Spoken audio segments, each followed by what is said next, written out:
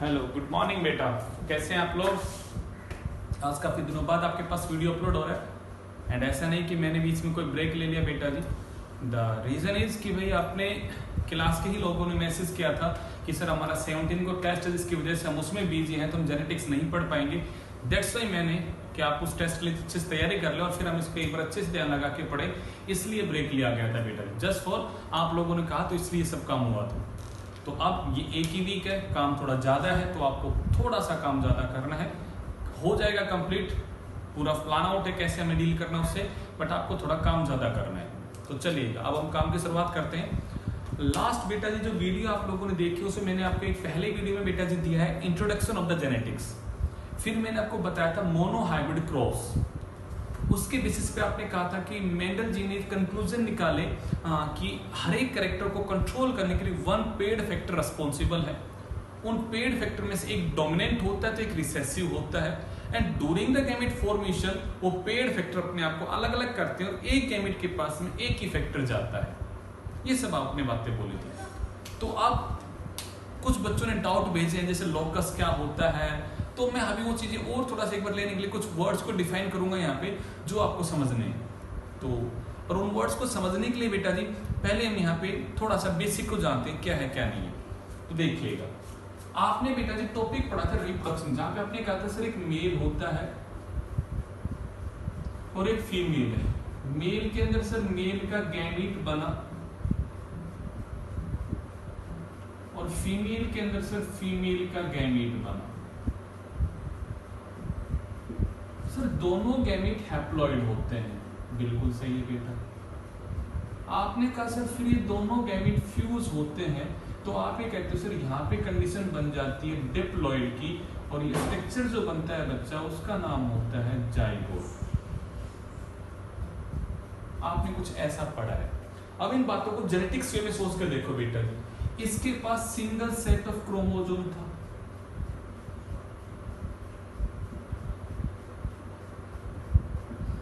इसके पास भी क्या था बेटा जी, यहाँ पे सिंगल सेट ऑफ क्रोमोसोम था। बेटा दोनों मिले तो मैं कहूंगा इसके पास कितने हैं बेटा जी, यहाँ पे 2 सेट हो गए। मतलब अगर हम ह्यूमन बीइंग की बात करते तो मैं कहूंगा 23 यहां से आए, 23 यहां से, यहां पे आके 46 हो गए। मतलब आप ऐसा कुछ कह सकते हो सिर्फ एक क्रोमोसोम आता है मम्मी से, तो सिर्फ एक क्रोमोसोम आता है पापा से, और सर ये पेयर बन गया। तो मैं कहूंगा इस पेयर के लिए बेटा जी मैं कुछ वर्ड यूज करूंगा। वर्ड क्या होगा वो आपको समझने में। वर्ड होता है बेटा जी homologous chromosome. A pair of chromosomes that have the same type of genetic information or that carry the genes for the same type of the characters। Word को समझ कर देखते हैं। आपने कहा सर इसके पास जीन है जो मेरे आई के कलर को कंट्रोल करता है, तो डेफिनेटली इसके बिल्कुल सामने जो है बेटा जी यहां भी वही जीन होगा जो मेरे आई के कलर को कंट्रोल करेगा। इसके पास यहाँ बेटा जी जीन है जो मेरे हेयर के कलर को कंट्रोल करेगा, डेफिनेटली बेटा जिसके सामने भी वही जीन होगा जो मेरे हेयर के कलर को कंट्रोल करेगा। तो आपको दिखाई देगा सर दोनों जीन्स के पास जो type of the genetic information है for a different type the characters वो सेम है। बट ये हो सकता है इसके पास आई को कंट्रोल करने के लिए, मतलब मैं आई के कलर को ब्लैक वाला जीन हो, यहाँ पे ब्राउन वाला जीन हो।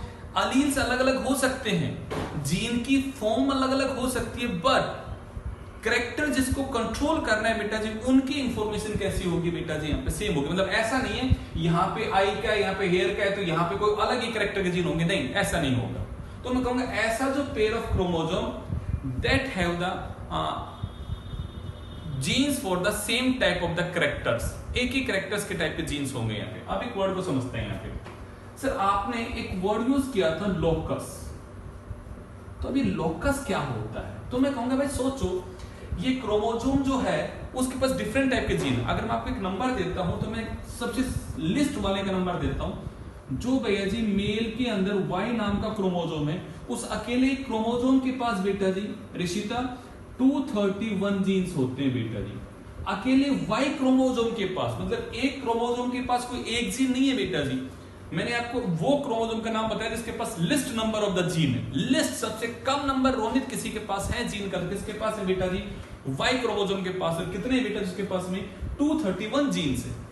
तो मैं कहूंगा ये डिफरेंट टाइप के जीन्स ही तो बैठे हैं ना यहाँ पे, एक क्रोमोसोम पे बहुत सारे जीन है। तो मैं कहूंगा the position of a specific gene, position of a specific gene on its chromosome is known as its locus।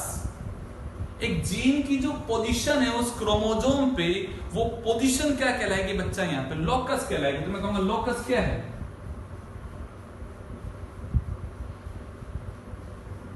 The specific position of a gene on A chromosome.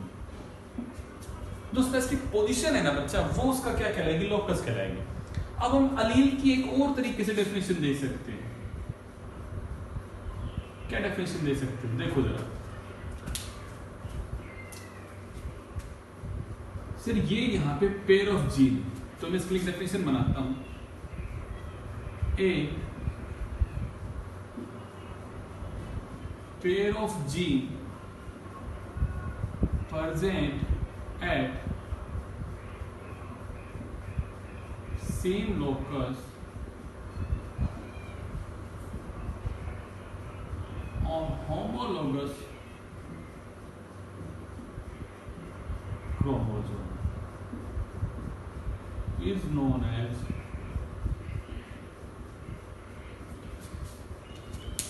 अब तो वर्ड क्लियर होना चाहिए मेरे भाई। मनीषा जी सर, ये उसका locus है gene का इस क्रोमोसोम पे, ये इसका लोकस है। तो मैं कहूंगा सेम लोकस पे, मतलब इस क्रोमोसोम पे जहां प्रेजेंट है वही उस क्रोमोसोम पे प्रेजेंट होगी। तो मैं कहूंगा ये पेयर बन गया जीन का। तो मैं कहूंगा pair of gene present at the same locus on homologous chromosome is known as allele. अब आप कहोगे सर अब हमें होमोजाइगस और हेटेरोजाइगस वर्ड को डिफाइन करके दिखाओ। तो मैं उस वर्ड को कैसे डिफाइन करूंगा कि भाई सेम लोकस पे जो पेयर ऑफ जीन है वो कैसे हैं? सेम है। मैं जैसे यहां पे इंडिकेट करता हूं, जो लास्ट आपने एग्जांपल लिया था कि यहां भी हाइट को बड़ा करने वाला टी बैठा है और यहां भी हाइट को बड़ा करने वाला टी बैठा है। तो समझो यहां पे किसी का पेयर ऑफ जीन है, नमन बेटा पेयर ऑफ जीन है, और दोनों ये जो पेयर ऑफ जीन है जो सेम लोकस पे प्रेजेंट है, ये सेम टाइप के जीन है बेटा जी। एक ही जीन की फॉर्म है, कोई अलग अलग नहीं है बेटा जी फॉर्म, ये सेम फॉर्म है। तो मैं कहूंगा सेम है। तो मैं कहूंगा इस कंडीशन के लिए वर्ड आपने यूज किया था बच्चा यहाँ पे होमोजाइगस। मैंने कहा ये भी तो हो सकता है। आपने जब द्वार प्लांट की बात की तो आपने ये कहा था स्मॉल टी है बच्चा, ये भी स्मॉल टी है। अब भी तो समझो ना सुमित, सेम फॉर्म ही तो है बच्चा, सेम फॉर्म ही तो है ना बेटा। और अगर सेम फॉर्म है मेरे भाई तो मैं कहूंगा यहां भी तो वर्ड क्या आता है? होमोजाइगस आएगा। बट ये भी तो हो सकता है ना बेटा, यहां पे सर कैपिटल टी है और इस लोकस पे स्मॉल टी है। तो परम मैं इस कंडीशन में क्या कहूं? जीन जो सेम लोकस पे प्रेजेंट, वो जो पेयर ऑफ जीन, उन पेयर ऑफ जीन की अलग अलग फॉर्म प्रेजेंट है। तो मुझे वर्ड यूज करना पड़ेगा बेटा जी हेट्रो। अनन्या कत्ता नहीं गुड़िया, हेट्रो का मतलब क्या होता है? डिफरेंट। कि सर ये जो पेयर ऑफ जीन है वो अलग अलग टाइप के हैं। तो मैं कहूंगा दैट्स व्हाई ये क्या कहलाते हैं यहाँ पे हेट्रोजाइगस कंडीशन। तो अलील की आप ये डेफिनेशन लिख सकते हो, होमोजाइगस लिख सकते हो। If the same form of a gene is present at the same locus on the homologous chromosome then such condition is known as homozygous. And if the different form of a gene of a character, आप ऐसे लिखिएगा, मैं लिखवा देता हूं आपके बात। आपके लिए चीजें सिंप्लीफाई होनी चाहिए। जब आपको टर्म समझ में आएंगे तभी बात बनेगी। बात जभी समझ में आएगी जेनेटिक्स की जब बेटा जी आपके दिमाग में ये वर्ड्स क्लियर होने चाहिए, ये टर्म क्लियर होनी चाहिए।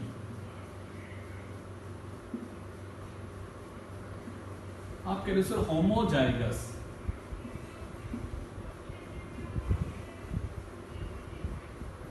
Heterozygous, the same form of gene present at same form of gene of a trait trait कह सकते हो, करेक्टर कह सकते हो, of A trait present on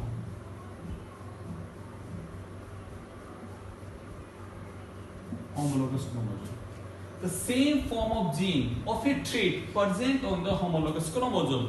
तो कंडीशन कैसी है? होमोजाइगस है। अगले वर्ड को समझो बेटा जी। यहाँ पे मैं सेम की जगह क्या लिख दूं बेटा जी? यहाँ पे different form of gene of A trait present on the homologous chromosome. तो डेफिनेशन क्या बन जाएगी बेटा जी? यहाँ पे हेटेरोजाइगस की बन जाएगी। That's it. यही डिफरेंस, इसके अलावा कुछ भी डिफरेंस नहीं है बेटा जी। ओके,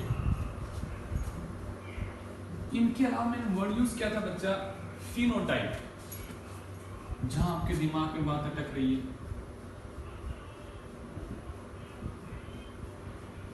फिनोटाइप का मतलब है मॉर्फोलॉजिकल अपीयरेंस।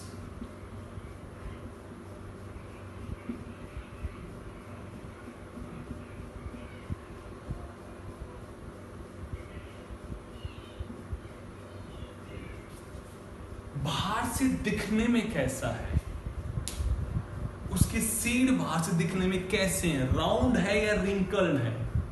जब हम बाहर की चीजों की बात करते हैं तो वर्ड आता है बेटा जी फिनोटाइप, जीनोटाइप, जेनेटिक मेकअप की बात जब की जाती है तो बनता है जीनोटाइप। जैसे कि आपने कहा सर एक प्लांट हाइट में बड़ा है, टॉल, मैं कहूंगी टॉल है, ये उसका फिनोटाइप है। वो ड्वार्फ है, ये उसका फिनोटाइप है। बट वो टॉल कैसा टॉल है? क्या वो ऐसा टॉल है या वो ऐसा टॉल है? पर टॉलनेस की जीनोटाइप तो दो हो सकते हैं ना तन में। कैसा टॉल है? ऐसा, ये टॉल तो फिनोटाइपिक नेचर है उसका, फिनोटाइपिकली दिखाई दे रहा है मुझे ऐसा, बट वो कैसा टॉल है? मैं जब इनकी बात करूंगा ना मनीषा बेटा, तो क्या बन जाएगा? जीनोटाइप बन जाएगा। जब मैं इसकी बात करूंगा तो बन जाएगा फिनोटाइप।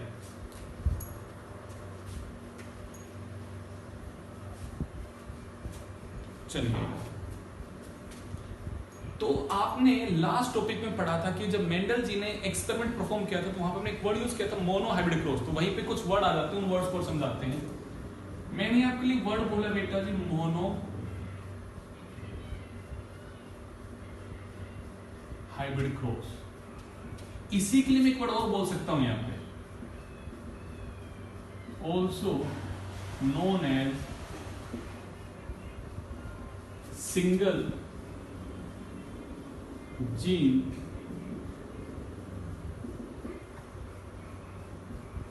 इनहेरिटेंस। इसी के लिए बच्चे एक वर्ड आता है सिंगल जीन इनहेरिटेंस। मतलब समझो इस बात का, भाई पी के प्लांट में तो लाखों कैरेक्टर हैं, सॉरी लाखों तो नहीं है बट काफी कैरेक्टर, हजारों कैरेक्टर हैं। बट हम जब वो ब्रीडिंग का प्रोग्राम कराते तो उस टाइम पे बेटा सिर्फ एक ही कैरेक्टर को देख रहे हैं कि इस प्लांट की हाइट बड़ी थी, इस प्लांट की हाइट छोटी थी, क्रॉसिंग किया तो बच्चे जो पैदा होते हैं उनकी हाइट कैसी है। तो मैं सिर्फ ये देख रहा हूं कि भाई एक जीन कैसे अपने आप को आगे ट्रांसफर कर रहा है, उसका प्रोसेस ऑफ इनहेरिटेंस कैसा है, उसका प्रोसेस ऑफ ट्रांसफर कैसा है। मैं सिर्फ एक ही कैरेक्टर को कंसीडर कर रहा हूं, सिर्फ एक ही जीन की कंसीडर कर रहा हूं इनहेरिटेंस को, तो मैं कहूंगा ऐसा क्रॉस बन जाएगा मोनो हाइब्रिड क्रॉस। ऐसे मैंने बोला बेटा जी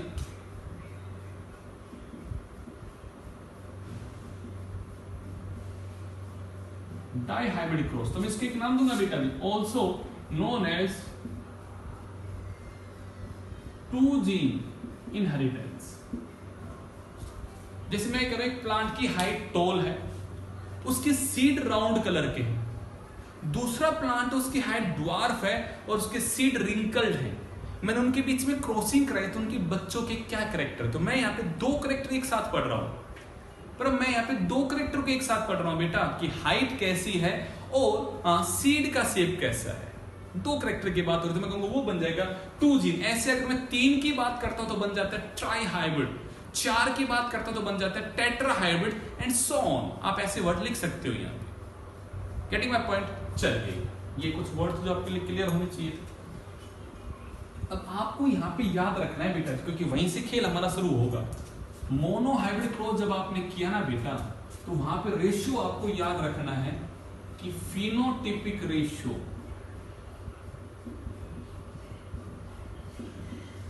जो आया वो आया था 3:1। ये टोल था और ये ड्वार्फ था।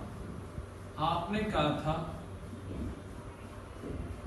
जीनोटिपिक रेशियो, जहां आपने कहा था 1:2:1। ये आपने पढ़े हैं बेटा जी, तो ये रेशियो आपको याद रखने हैं। ये रेशियो बड़े काम आएंगे हमारे समझने आपकी बातें। रेशियो आपको मेंबर होने चाहिए मेंबर कि भाई क्या था क्या नहीं था, कैसे आए तो मैंने आपको करके दिखाया था। अब एक और वर्ड आता है, आपने पूछा सर हम कैपिटल टी का मतलब हमेशा टॉल होता है क्या, स्मॉल टी का मतलब हमेशा ड्वार्फ होता है? तो मैं कहूंगा नहीं, ऐसा नहीं है। तो आज मैं आपको पहले बताने वाला हूं जीन सिंबल के बारे में।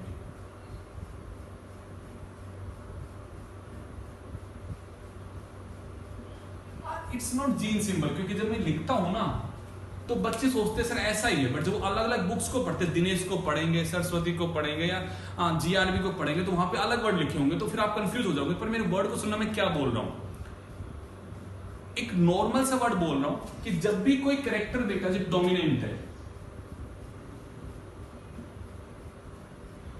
डोमिनेंट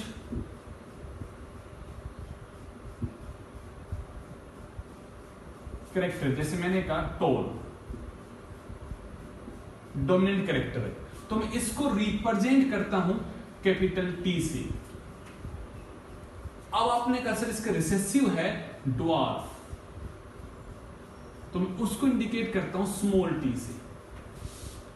अब आपको ये पसंद नहीं आया, कैसी का जी आपने कहा नहीं सर मेरे को तो अच्छा नहीं लग रहा, तो आप ऐसा भी कर सकते हो, कैपिटल डी लिख सकते हो और स्मॉल डी लिख सकते हो। बट एक बात आपको याद रखनी, always capital letter is used to represent the dominant character. तो याद ये रखना है, capital letter is used to represent the dominant character and the small letter is indicated और represent the recessive character. Small अगर लिखा है तो वो रिसेसिव कैरेक्टर को रिप्रेजेंट करता है। मतलब अब हमें जब वो आपको मैंने क्रॉस बना के दिखाया तो उस क्रॉस में मैं चीजों को कैसे अलग अलग रिप्रेजेंट करूं, तो होता है ना रिप्रेजेंटेशन करना पड़ता है कि भाई ये चीज ऐसे हम उसे मान के चलते हैं, तो वो हम बेटा जी यहाँ पे अपने क्रॉसिंग में मान के चलते हैं कि हम उसे, ताकि हमारे लिए चीजें समझना आसान हो जाए, कंफ्यूजन ना आए। ये अल्फाबेट हम यूज करते हैं, तो जब भी कोई अल्फाबेट कैपिटल में लिखा जाएगा बेटा जी वो इंडिकेट करेगा डोमिनेंट को, जब भी कोई स्मॉल में लिखा जाएगा ना वो इंडिकेट करेगा बेटा जी ड्वार्फ सॉरी रिसेसिव को। अब आपका मन करे तो आप डोमिनेंट कैरेक्टर को उठा लो, मन करे तो रिसेसिव को उठा लो, but in general maximum time पे हम डोमिनेंट कैरेक्टर के पहले लेटर को सिलेक्ट करते हैं। मेरे वर्ड को सुनना, इन जर्नल हम डोमिनेंट कैरेक्टर के पहले लेटर को सिलेक्ट करते हैं to represent the dominant and the recessive. जैसे टॉलनेस का टी ले लिया, नॉर्मली आपको पसंद नहीं आता है तो आप ड्वार्फ का डी भी ले सकते हो। अब आप कहोगे सर मुझे तो ये भी नहीं होता, कुछ और यूज करूंगा, बट अगर कुछ और यूज करोगे तो वहां हमारे लिए समझना थोड़ा सा मुश्किल हो जाएगा।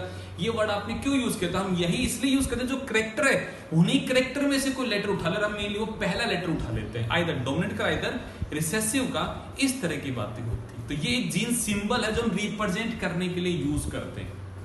ऐसा कोई रूल नहीं है कि सिर्फ आप कैपिटल टी यूज करोगे, चाहो तो स्मॉल टी, मतलब डोमिनेंट कैरेक्टर का पहला लेटर या रिसेसिव का पहला कैरेक्टर उठा सकते हो, बट कैपिटल में लिख दोगे वो डोमिनेंट बन जाएगा, रिसेसिव में लिख दोगे वो बेटा जी आपका यहाँ पे सॉरी उसे स्मॉल में लिख दोगे रिसेसिव बन जाएगा। बट ऐसा मत करना कि इसके लिए तो टी यूज करो इसके लिए डी यूज करो, नहीं ऐसा नहीं होगा। लेटर जो सिलेक्ट करोगे वो सेम होगा बेटा, बस उसे आपको करना क्या है, कैपिटल और स्मॉल में लिखना है। मेरी बात समझ में आ रही है मैं क्या बोल रहा हूँ? कैपिटल लिख दिया डोमिनेंट है, उसे स्मॉल लिख दिया वो रिसेसिव है। अब वो लेटर कौन सा होगा, आइदर डोमिनेंट कैरेक्टर का आइदर रिसेसिव कैरेक्टर का होगा। चलिए अब आपका पॉइंट आ रहा होगा सर हमें पता कैसे लगेगा क्या है, तो हम बातें करते हैं भाई मेंडल ने जब पीके प्लांट को सिलेक्ट किया तो उसने during the breeding programme, during the hybridisation उसने बेटा जी पीके प्लांट में 7 कैरेक्टर्स को सिलेक्ट किया था। और वो 7 कैरेक्टर क्या क्या थे, उनमें कौन डोमिनेंट था कौन रिसेसिव था, वो बात आपको समझनी है। तो मैं यहाँ पे लिखता हूं क्या करेक्टर क्या थे बेटा जी, तो मैं यहाँ पे लिखूंगा करेक्टर। सबसे पहले लिखा मैंने बेटा जी पहला वाला,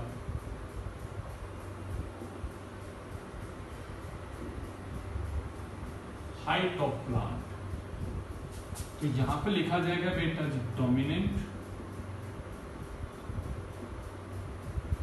और इस साइड में लिखूंगा बेटा जी रिसेसिव। तो मैंने कहा डोमिनेंट क्या था बेटा जी टॉल, और बेटा रिसेसिव क्या था वहां पे हाइट का छोटा होना। ऐसे ही आता अगला बेटा जी सर फ्लावर का फ्लोर पोजीशन, फ्लोर पोजीशन थी बेटा जी एक्सियल। अब ये क्या होता है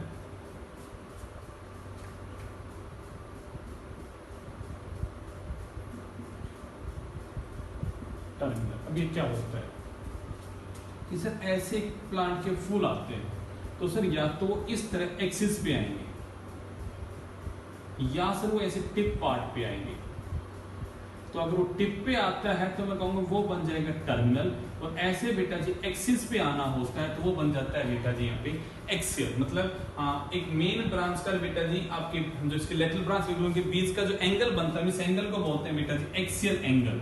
इस एंगल पे आता है तो वो बन जाता है बेटा जी एक्सियल, और टिप ऑफ द ब्रांच और tip of the main stem पे आता है तो वो बन जाता है बेटा जी टर्मिनल। तो याद रखना है एक्सियल वाला डोमिनेंट, टर्मिनल वाला क्या है बेटा जी यहाँ पे रिसेसिव। ये थे करेक्टर जो उसने सिलेक्ट किए।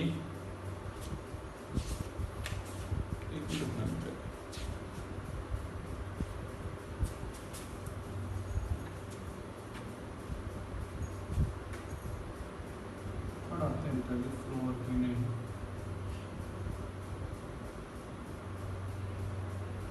फ्लोर का कलर था बेटा जी वायलेट एंड बेटा जी वाइट। चौथा आता है बेटा जी सीड की शेप कैसी है, तो वो था बेटा जी राउंड शेप और आइदर रिंकल्ड शेप।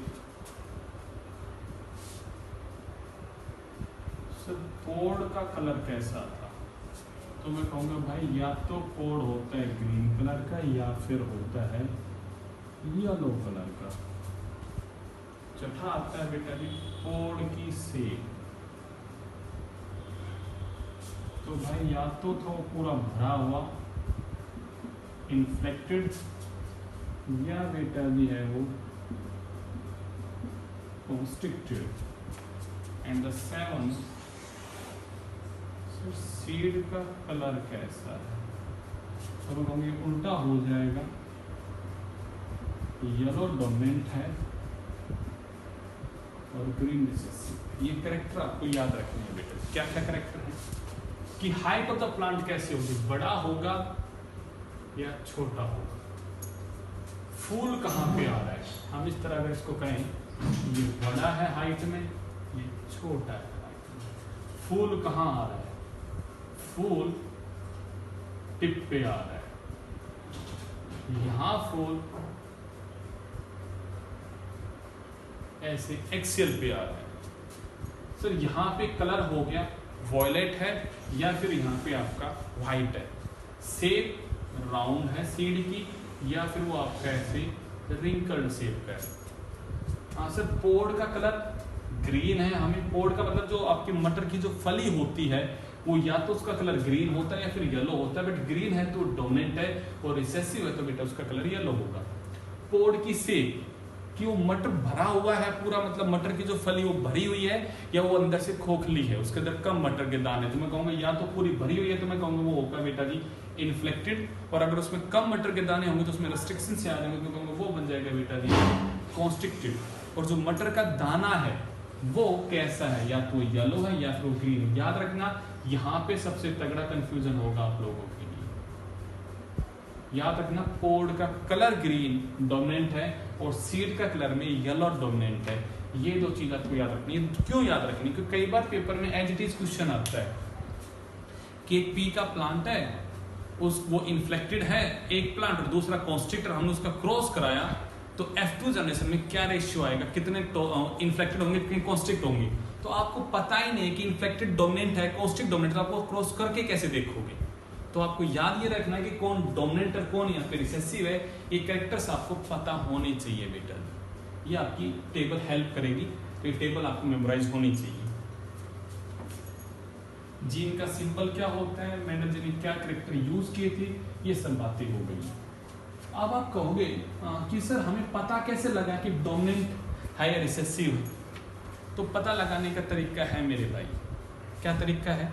अब एक बात सोच के देखो, एक प्लांट है, एक पी का प्लांट है, उसके कॉन्ट्रास्टिंग कैरेक्टर है, मतलब एक प्लांट टॉल है और एक प्लांट ड्वार्फ है और आप इनकी क्रॉसिंग कर रहे हो, तो आगे टॉल प्लांट पैदा हो रहे हैं। अब जब मेंडल जी ने पहला रूल आपको दे दिया कि every character is controlled by the paired factor, और उन पेयर्ड फैक्टर में से वो जो अपने आप को F1 में एक्सप्रेस कर रहा है वही तो डोमिनेंट है। भाई आपने ऐसा कहा ना कि सर यहां से टी आया, यहां से स्मॉल टी आया, यहां पे ये कंडीशन है, मतलब इसके पास वो फैक्टर भी है जो टॉल करेगा, वो फैक्टर भी है जो ड्वार्फ करेगा, बट ये प्लांट है कैसा, टॉल है ना। तो हम ये कहते हैं जब भी किसी प्लांट का पता लगा हो कि कौन सा टॉल है, तो हम उनमें क्रॉसिंग करवा कर देखेंगे, जो F1 में आएगा वो टॉल होगा। अब कई बच्चों के दिमाग में पॉइंट आएगा, सर ये प्लांट ऐसा भी तो टॉल हो सकता है, और उस कंडीशन में अगर क्रॉस करवाया होता तो ये होता, यहां से ये टी आता, यहां से ये आता, तो इन दैट कंडीशन में प्लांट टॉल होता। बट सर अगर ये वाला क्रॉस होता तो उस कंडीशन में ड्वार्फ आ जाता। ऐसी भी तो पॉसिबिलिटी नहीं, मैं कहूंगा बिल्कुल पॉसिबिलिटी है। बट हमने आपको एक वर्ड बताया कि जब भी हम क्रॉसिंग कराते हैं तो पी जनरेशन हमेशा बेटा जी हम प्योर लेते हैं, और बेटा जी ये प्लांट प्योर नहीं है, ये प्लांट प्योर नहीं है। मैंने आपसे कहा था प्योर क्या होता है बेटा, जो होमोजाइगस होता है वो प्योर होता है, ये प्योर नहीं है। तो आपको पी जनरेशन के पी वर्ड को याद रखना है, P stand for the parent and P stand for the pure. जब भी आप किसी पेरेंट को यूज करोगे to start up the breeding programme, वो हमेशा प्योर होना चाहिए। अब पॉइंट आएगा कि सर हम प्योर का हमें पता कैसे लगेगा, प्योर लाइन का, ट्रू लाइन का हमें पता कैसे लगेगा। तो यस, उसका पता लगाने का तरीका जो होता है उसकी बात आपके साथ और शेयर कर लेते हैं। थोड़ा सा वीडियो बड़ा हो जाए तो घबराना नहीं है आप लोगों को, चीजों की गंभीरता को समझो। एक क्रॉस होता है बेटा जी बैक क्रॉस, उस क्रॉस का एक टाइप होता है टेस्ट क्रॉस। जैसा कि नाम है वैसा ही बेटा जी पता कर। क्या होता है test cross,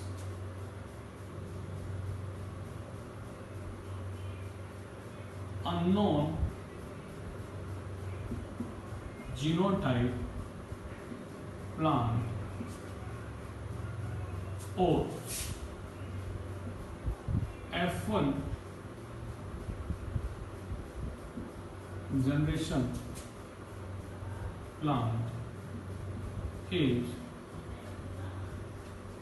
cross with recessive parent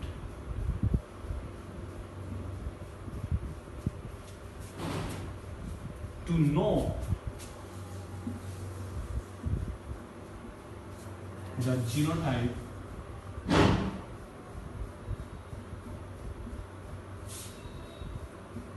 of F1 or unknown given plant। इस क्रॉस का नाम टेस्ट क्रॉस क्यों रखा, क्योंकि आप यहाँ पे टेस्ट करने वाले हो किसी प्लांट को, किस चीज के लिए, उसके जीनोटाइप का पता लगाने के लिए आप टेस्टिंग करने वाले हो इस क्रॉस में। कैसे देखिएगा, एक प्लांट टॉल है,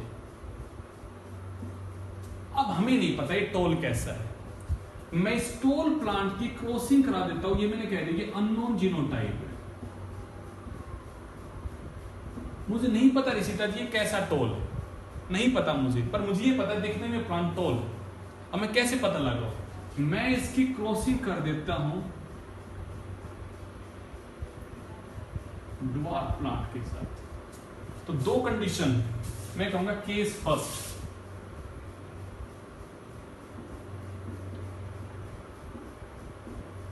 वो आ गया tall plant. If tall plant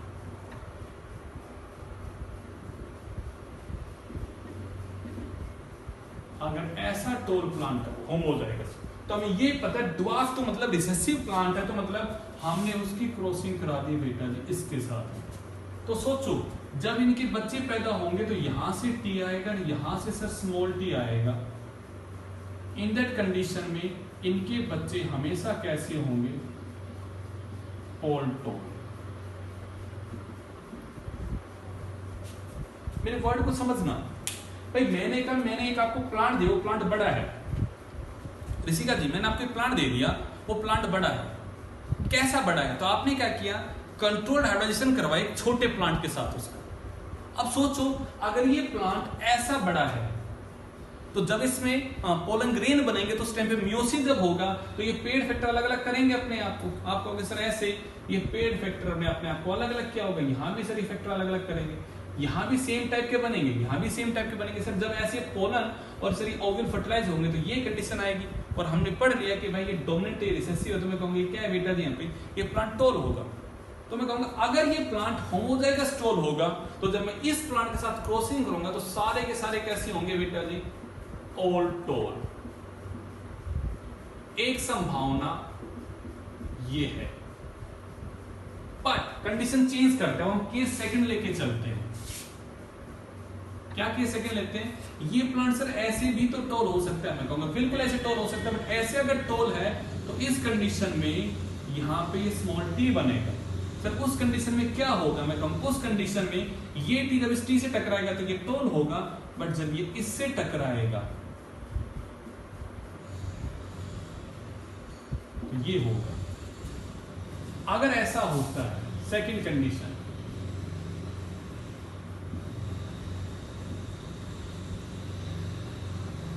%50 toll और 50% ड्वार्फ आते हैं और रेशियो आता है बेटा जी 1:1 का।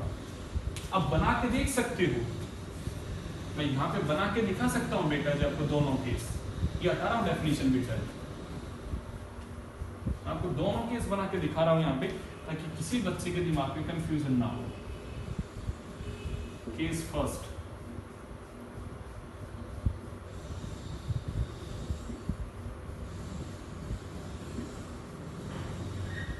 आपने ऐसी एक टेबल बनाई, उस टेबल में एक साइड में लिखे बेटा जब अपने मेल के गैमेट, एक साइड में लिखे बेटा फीमेल के गैमेट।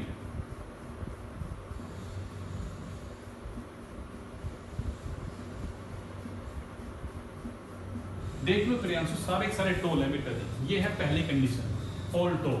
दूसरी कंडीशन चेंज करते हैं भैया जी, देखो वही सेम बात है, ये टोल प्लांट है जो हमें गिवन है और हम उसे ड्वार्फ के साथ क्या कर रहे हैं, क्रॉसिंग कर रहे हैं। इस टाइम पे गैमेट कैसे बनेंगे, सर यहां तो यही गैमेट बने। इस कंडीशन में बेटा जी हम बनाते फिर दोबारा ग्राफ,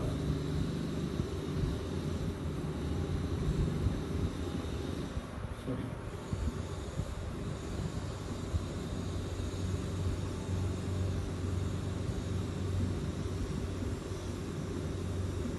आपके सामने आंसर, ये दोनों क्या होंगे, टॉल, ये दोनों क्या होंगे, ड्वार्फ। रेशियो क्या आ रहा है 50:50, मैं कहूंगा रेशियो क्या आ रहा है 1:1। दो तरह की है। अब मैं ये देखता हूं कि ये जो अननोन प्लांट था मैंने उसका क्रॉस कराया ड्वार्फ के साथ में, और ये दो तरह के रिजल्ट आएंगे।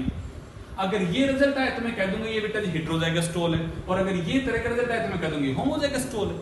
तो अगर मैं इसकी क्रॉसिंग कराऊंगा तो दो तरह के रिजल्ट आने की संभावना, ये दो तरह के रिजल्ट जोन सा भी आएगा मैं उसके बेसिस पे कह दूंगा ना कि ये कैसा टॉल है। मुझे इस अननोन का जीनोटाइप पता लगाना था ऋषिता, मुझे इस अननोन का जीनोटाइप पता लगाना था, मैंने इसकी क्रॉसिंग कर दी ड्वार्फ प्लांट के साथ में, और मैंने ये देखा कि इसका रिजल्ट कैसा आता है, या तो रिजल्ट ऐसा आएगा या फिर रिजल्ट ऐसा आएगा। अगर रिजल्ट ऐसा आता है मतलब वो टोल ऐसा है, और अगर रिजल्ट ऐसा आता है तो वो ऐसा टोल है, मतलब क्लियर है। अगर all tall then it means it is homozygous and if ratio is 1:1 then it means it is heterozygous. बात क्लियर? मैंने क्या किया, मैंने एक अननोन जीनोटाइप के प्लांट की जीनोटाइप पता कर ली by crossing with it a dwarf plant. Then such type of cross is known as test cross. याद रखना, टेस्ट क्रॉस में रेशियो 1:1 कब आता है? जब आप बेटा जी एक हेटेरोजाइगस प्लांट की क्रॉसिंग करते हो रिसेसिव के साथ में, तब रेशियो आता है 1:1. याद रखना 1:1 is the test cross ratio of heterozygous plant. बेटा रोनित ये बात as it is important point डाल के लिख लेना. 1:1 जब भी आपको रेशियो दिखाई दे तो समझ जाना वो एक टेस्ट क्रॉस का रेशियो है जो कि हेटेरोजाइगस प्लांट का. तो आपसे कहा जाए ना कभी अगर गलती से कि एक टोल प्लांट को हमने क्रॉस किया एक रिसेसिव प्लांट के साथ में, वहां पे रेशियो आता है 1:1, तो वो प्लांट कैसा होगा? तो वो प्लांट हेटेरोजाइगस होगा. बता देना कैसे होगा, मैंने बता दिया, आपको बताना है बस. ये बात क्लियर हो रही है? ये था मेरे बेटा जी मोनो हाइब्रिड क्रॉस के बारे में बातें, उसके 3 कंक्लूजन्स की बातें कर चुके हैं बेटा जी. अब नेक्स्ट वीडियो में बेटा जी बातें करूंगा आपके साथ में डाई हाइब्रिड क्रॉस को लेकर. जब तक के लिए अपना ध्यान रखिएगा बेटा जी, एंड प्लीज वीडियो देखते रहिएगा अपना. चलिए, थैंक यू.